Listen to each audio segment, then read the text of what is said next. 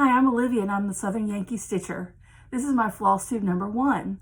I've been thinking about doing Flosstube for quite a while now, ever since I found it on YouTube and started stitching again.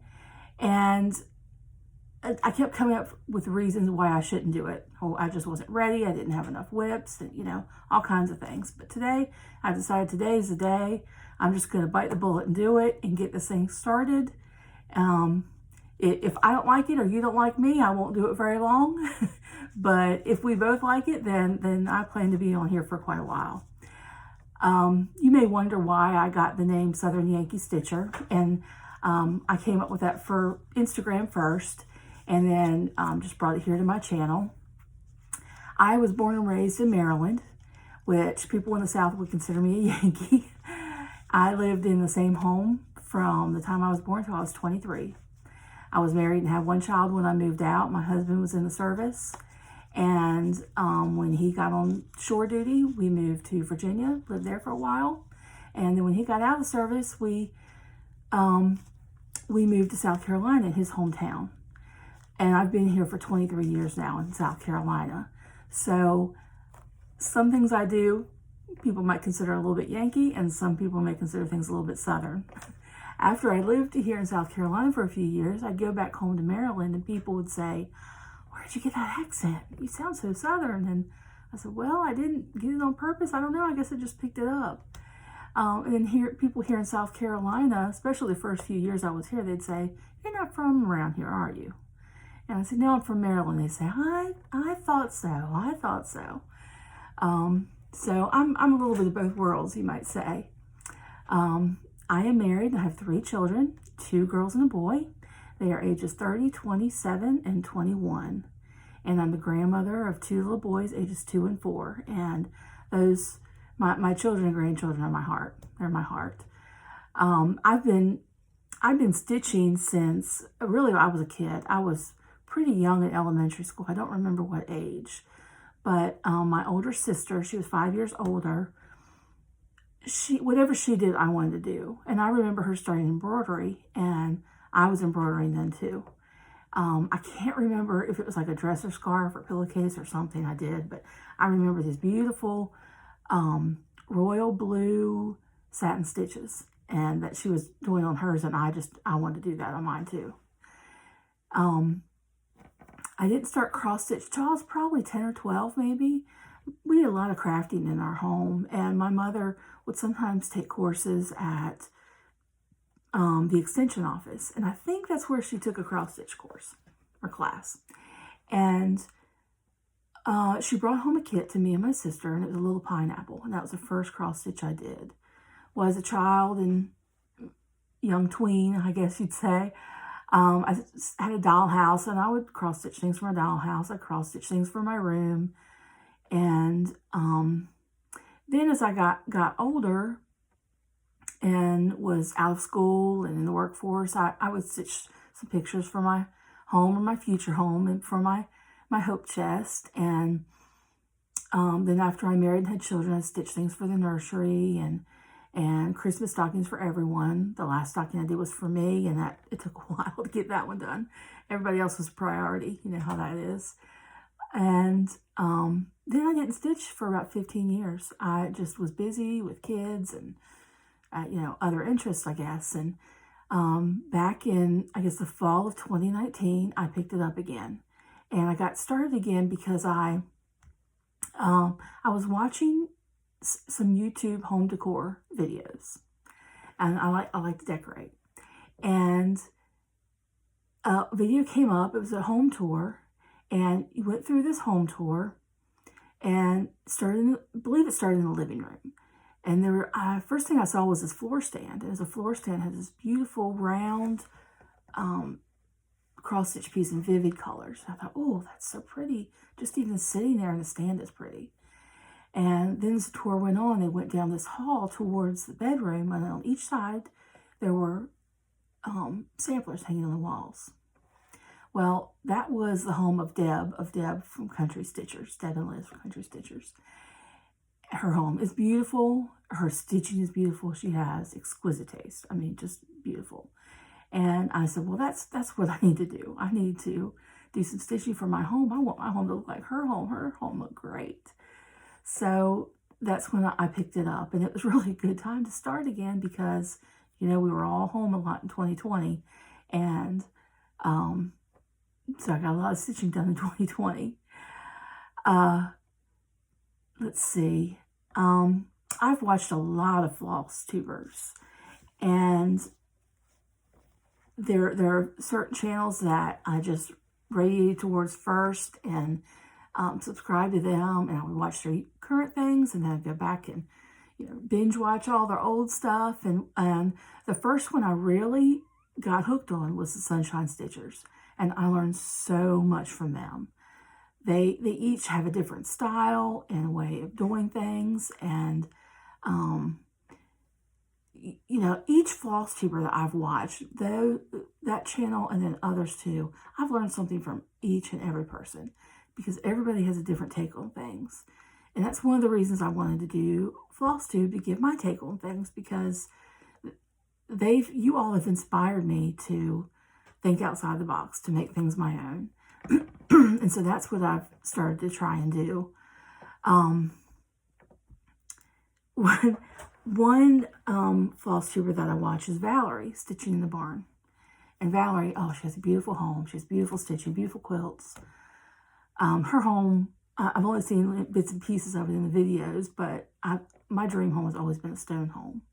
I love them. I love the way they look. I love the history about them. I love the deep windowsills. I don't know. I just love them. And in one of her videos, sitting back behind her up on a cabinet was this piece that looked Pennsylvania Dutch to me. I couldn't tell from the distance it was if it was a stitch piece or if it was like an art piece.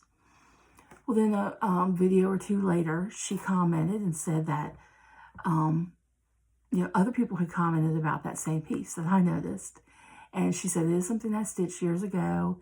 It came from Cross Country Stitcher magazine, but she couldn't remember which issue it was. And I was like, oh man, I'm never going to find that chart. Well, then a few videos later, she said she found her magazine, and it was, I believe, the April 2004 issue of Cross Country Stitchers. So I paused her video and went right to eBay.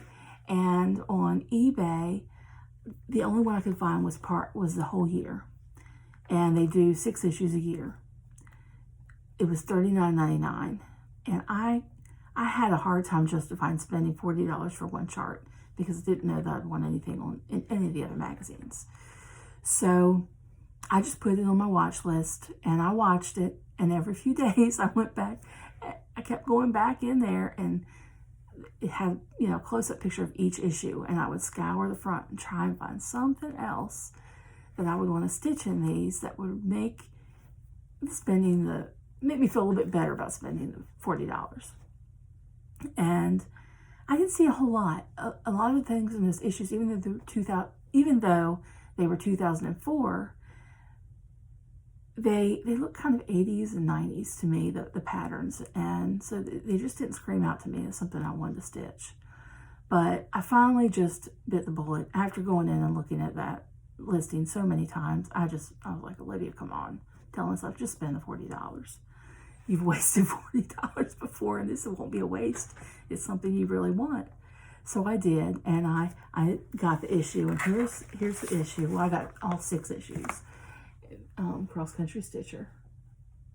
And this here's the piece that I wanted so badly. And I wanted that because I told you I grew up in Maryland, and we had a lot of Pennsylvania Dutch influences, definitely with the food, but also with some of the decor. Our home had a huge chimney. It was wide and tall, and near the top, my dad hung a hex sign. If you don't know what a hex sign is, it's a round sign. You can get different motifs on it. They're Pennsylvania Dutch. They have different meanings. And the one we got normally had birds on it, maybe a heart, and say welcome. Sometimes it was in English and sometimes it was in German. And because they would wear out after a few years. So we had other Pennsylvania Dutch influences in our house too, but when I saw this chart, it just reminded me of home in some way. And I loved it. The colors were my colors. So I stitched it up and I finished it. I bought a frame. I found a frame at Hobby Lobby and they're 75% off clearance. It was like $5.49, I think. And so I'm going to frame that this weekend. I wanted to have it framed before this video, but it didn't happen. But I wasn't going to let that delay me again. So here is the piece called Welcome Fractor.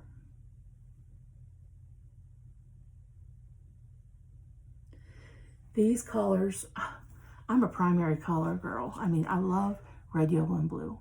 I just do. That's what I have in my kitchen, and really have it pretty much throughout most of my house. And so this, I just love stitching this. I love the colors. Just love the colors. As I was stitching it, I saved the verse for last. And I wasn't sure that I wanted to put that verse in there. And I showed my mother what I had stitched so far. And I said, I think I want to change the verse and maybe find another verse that maybe means more to me than that.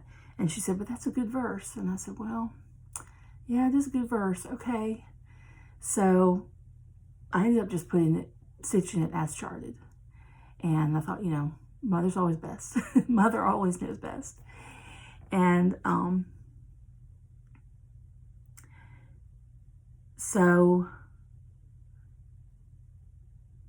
said mother always knows best. And so I charted it as is. I've since seen on Instagram, some people have put their last name in there with, you know, the year, an established year, like the year they were married or something. And they look really good too. I mean, they look real good. But as I said, I got these magazines. I didn't want to spend $40 for one chart. So I went through them and I did find something else I wanted to stitch. This is called Country Sampler, right here. I did not stitch the sampler. They show where you could pull out pieces of the sampler there, if you can see. And that's what I did.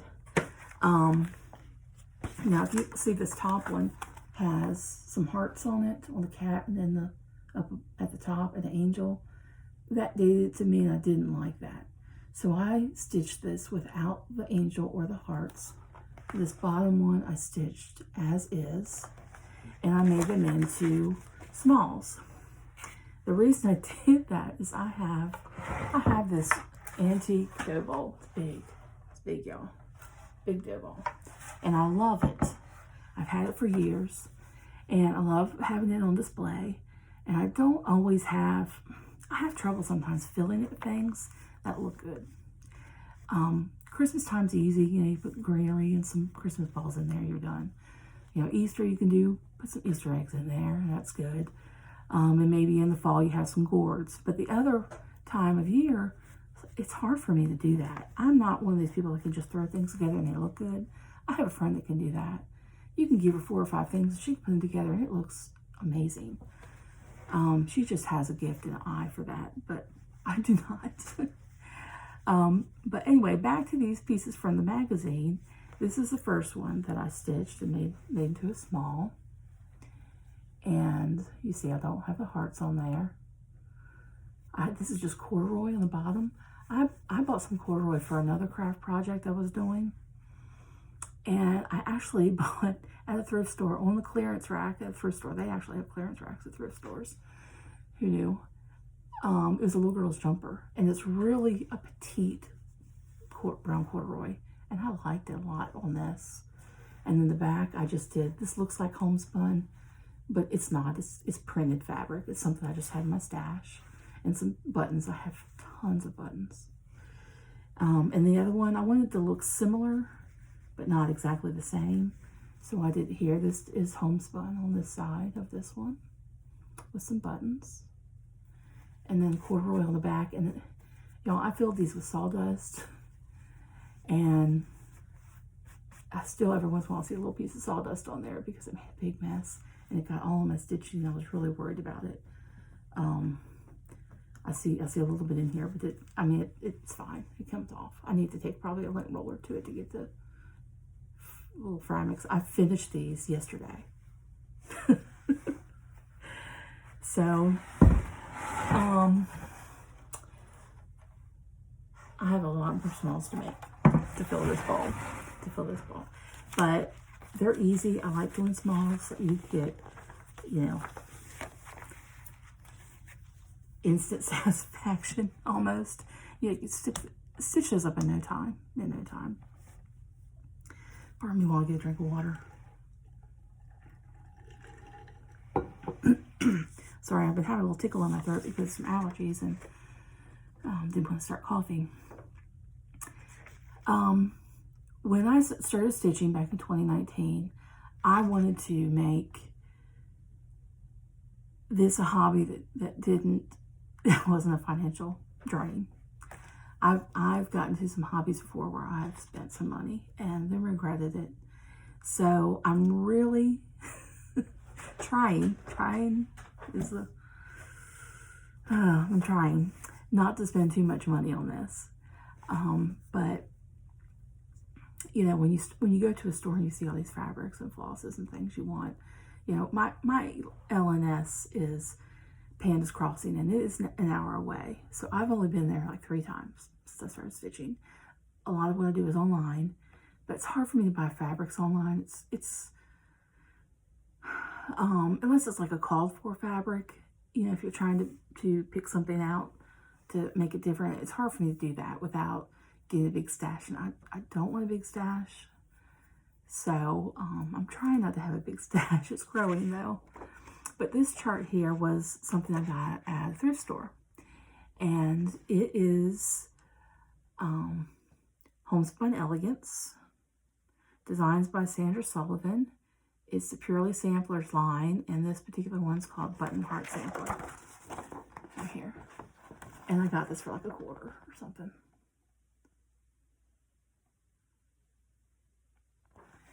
And I wasn't sure what I wanted to do with this. I liked that it was small and it was a sampler and it was kind of primitive looking. That kind of goes with my home. You can't tell behind me. I'm in my craft room right now and it's undergoing a transition. This wall used to be full. It was a gallery wall full of like amateur paintings, not prints or anything, but real paintings. And there's one here right there that my sister did when she first started painting, like 40 years ago, and she wanted to trash because she hates it, I think, but I wanted it because it was hers. And these others I just got at thrift stores, and I had some more there, and I'm taking things down and redoing. It's kind of a mess right now. So don't look at that. This is just a good place for me. I could prop a camera up really well, and I had pretty good lighting. So anyway, back to this sampler. I wasn't crazy about the heart, and I wasn't sure, but I thought I'm going to do something with this. I'm not sure if I'll make it a little pillow like this, or like a flat fold, or frame it, but I knew I would use it in some way. Well, what I decided to do, I was at Hobby Lobby, and they have the DMC flosses, the only kind of floss that they have that I would buy, and they had the variegated, and I saw the red variegated and the blue, and I don't have those within reach right now to tell you the numbers, but it's easy to find. And I knew I wanted to stitch something patriotic, so I decided to make this patriotic. And instead of the heart here, I was going to put a motif across the top. So I moved the alphabet and just did the alphabet kind of along the bottom here. And this is what I've done so far. This is a work in progress. This is on 28 count lamb's wool linen. This is something, some linen I picked up from 123 Stitch. I got several kind of small pieces just to see what they were, if I like them, kind of samples, because it's hard for me to get to my LNS. But I did the alphabet there, and this is all DMC, the whole thing. You can see like the L there looks pretty light in this. It's a little bit darker in person. But I did have to do some fussy cutting on the blue variegated because it gets real light. The eagle came out of a book I'll show that in another video. It's a Better Homes and Gardens pattern book. It has like, I don't know, 1,000 motifs or something in it, in alphabets. When I got pretty far into the eagle, I realized it was off center. So I'm going to do like the eagle's holding a ribbon. I'm going to have the ribbon kind of going up here and then down like this. So it looks intentional that it's on the side. And then here at the top, I think I'm going to put 1776. And I think I'll put buttons in the corners just like the chart showed. And in this blank space here, I think I'll just do some stars. And I'm not sure how I'm going to finish this yet, but I really like it. I really like those variegated DMCs, and they're so inexpensive. Really liked them. The next one I have is a small thrift store. It's run by a church, and they just raise money for missions, and they have things organized really well. Excuse me. I'm so sorry, y'all. They have things organized really well, and they have like a little craft section. Well, I went in there and looked through their craft books, and they had some craft books that were, old 80s. Y'all remember when you used to cut out fabric in a shape, and you would like glue it to like sweatshirt, and then you do the puffy paint around it? They had pattern books for that. I hope that doesn't come back. I hope it doesn't come back, but a lot of people did it. A lot of people did it. I think I did some for my daughter, my oldest daughter, when she was real little. But anyway, I found this chart, and it's from 1992, I believe. And it's a Sue Hillis design. The first time I saw it when I went in the store, I passed it by. I'm like, no, I'm not doing that. I am not making that. But then as I watched other people's videos and how they changed up patterns that they saw, I thought, you know, I need to think differently when I see things because it's so cheap. And so when I saw this the second time, and it was like $1 or 50 cents, I can't remember, I got it. And it's called Stitch in Time, like I said, by Sue Hillis, 1992. Y'all.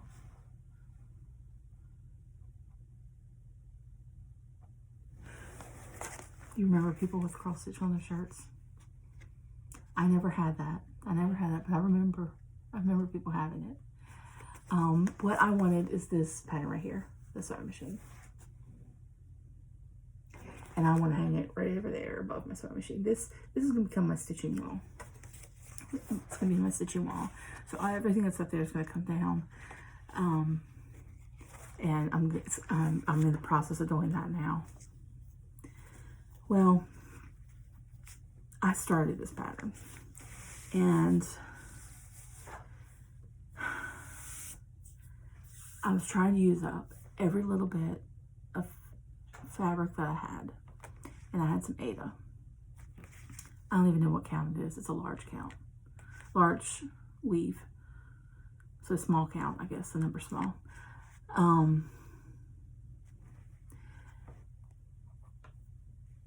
I coffee and tea stained it, and I stitched a lot of the chart. I mean, I'm over halfway done for sure. I hate it. I hate it from the beginning. I hated starting it. I hated the fabric, and I kept stitching and stitching, thinking, oh, it's going to get better. It's going to get better. Well, y'all, didn't get better. And so I have new fabric. I'm going to put this on. I'm going to start this over. This is it on this Ada. The colors in the tomato I didn't like, so then I did half of it in some other colors to see if I like them better. It's halfway frogged out. I was, a few months ago, when I last worked on this, but I'm going to start this again. I was ripping out, I was frogging the tomato, and I thought, I'm gonna make this work. I'm gonna make it work. But I don't like the coverage even. It's not good coverage. I just need a higher count. I need something different, an even weave or linen, which I have. But I was ripping out this tomato, and gosh, all my joints were hurting. It was hurting my elbow, and I was like, what in the world? Ripping this out, and finally I just put it down. So I'm not doing this anymore. And then it occurred to me, I was home from work on a remote learning day. I work at a school, and we had a remote learning day because the day before they had a clinic where employees could get their second COVID vaccine. So I had mine. I had a fever and joint aches and stuff, terrible, and it didn't even realize that's what was going on because I was just trying to enjoy a day at home. But I didn't react well to that at all.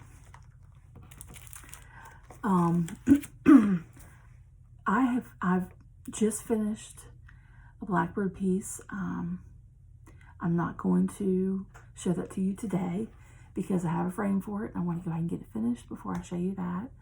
And I have another piece that I finished, another sampler that I kind of made my own. I'm really anxious to show that to y'all, but I also have a frame for it. So those will be coming. My plans for this week, I'm gonna try and finish up the patriotic one. I'm gonna start this one over, and then I'm gonna start Christmas is Coming by Shakespeare's Peddler.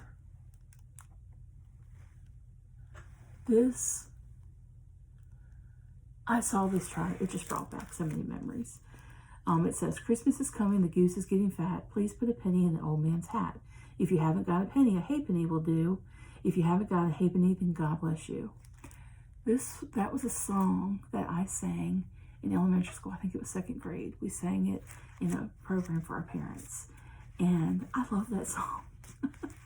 I loved it. I remember the teacher telling us a halfpenny's like a half a penny, and try to explain the song to us and what it meant. And this just brought back so many memories, and I'm going to have it stitched by Christmas. And I think I don't know, this chart is 106 by 230, and it's not like it's full coverage or anything. It's got a lot of words, so I'll get that done pretty quick. And then, depending, I'm kind of a monogamous stitcher, and I try not to be so that I have some variety, but when I'm stitching on something, like when I was stitching on this piece here, I put everything else down, and when I got near the end, I wanted to finish it because I wanted it done. I wanted to hang it up. I was excited about it. And so this may be the same. I may do the same, but I do have another chart that I got. I picked this up at Painter's Crossing, and it's called George Decorates for Martha. It's Plum Street Samplers, and I want to get this done for the fall. I just thought it was cute. I like history. I'm into genealogy, and I'm a master gardener, but I haven't done hardly any gardening this year. I've had problems with my back and a shoulder and an elbow on the different arms. So everything's feeling pretty good right now, but I'm just trying not to push it. So my garden it looks bad right now. It looks bad. But I'm going to get back out there when it cools off. It is very hot. It has been very hot this week. It's the hottest we've had all summer. Around 100 the last couple of days. I don't think it's supposed to get quite that high today. My grandsons are coming over. We're going to all get in the pool and try to enjoy the weather. And then I'm going to work on some stitching when we come in and when they're napping. So I thank you all for coming and joining me in my first Flosstube. I enjoyed showing you what I've been working on, and I have a lot more to show you next time. I hope to have another piece started that I haven't shown here. It's a chart that I made. I didn't make it to sell or anything like that. I just made it because I wanted to memorialize a memory that I had in stitching. So I'm going to share that with you next time. And I'll see you then. Bye.